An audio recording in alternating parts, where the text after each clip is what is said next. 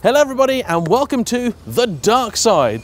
We're here at Darkside Developments and we are today working on this, my 2007 BMW 760LI, also known as Sexy Camilla.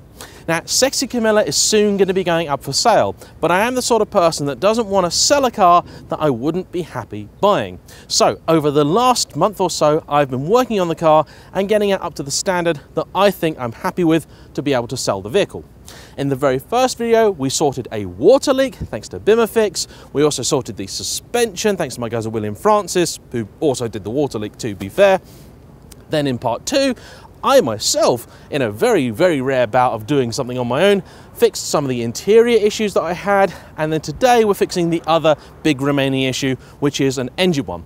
There are in fact two problems we're hoping to solve at once.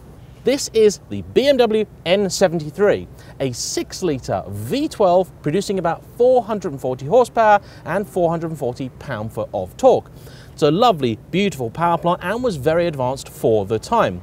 Now this one's not running perfectly right, and there's two possible reasons for that.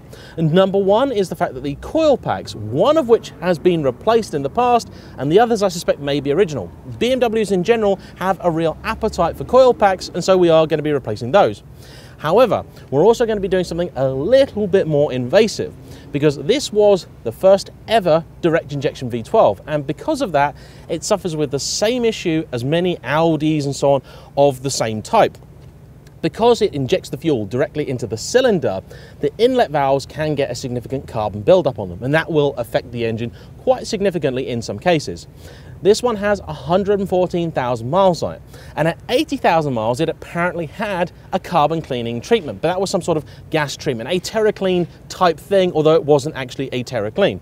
So it's going to be very interesting to take this engine apart and see what state the valves are actually in, because what we're having done here is a media blasting. They're going to take little scrunched up pieces of walnut and fire it at the inlet valves of this car to clean them up, and they'll be doing a proper job. Now this is going to take quite a while. This is going to be probably a 2-day operation in total. So what I'm going to do now is I'm going to let the guys take the car, and then I'm going to go out and play with one of the things that they've got in the yard. So I'll rejoin you in a few hours for me, but a few seconds for you. The process went very well indeed. Now what actually happens is that they take a whole bunch of little ground up walnuts and they fire it into the car's intake, making sure obviously that everything is closed and properly done, and they essentially hoover it out. And the very light abrasive action of the little soft walnuts will clear all the dirt and stuff off the internals of the engine. And as you can see, it worked. And the engine is certainly running a heck of a lot better than it did before, and so I'm very grateful to Darkside for helping out. If you want to know the prices for this service, then please do give them a call or email them and they'll give you a quote.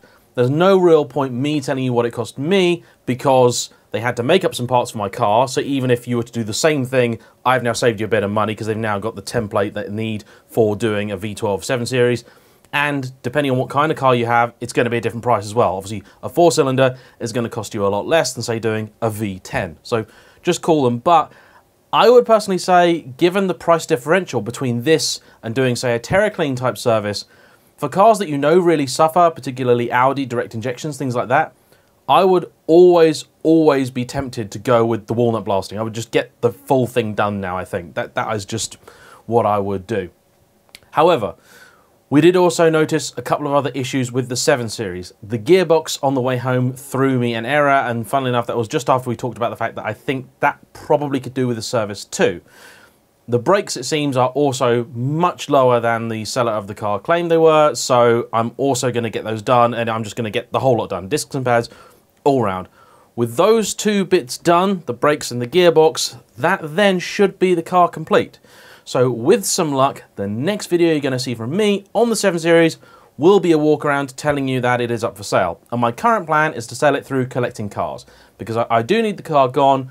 I like the guys there. I think it'll fit in with what they sell, and they agree with that. And so I hope people are going to, you know, someone's going to get a bargain for that car, basically. And this sort of sits as a testament to all the work that has been done.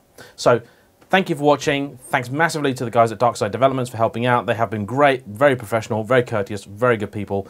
And I'll see you all soon. Bye-bye.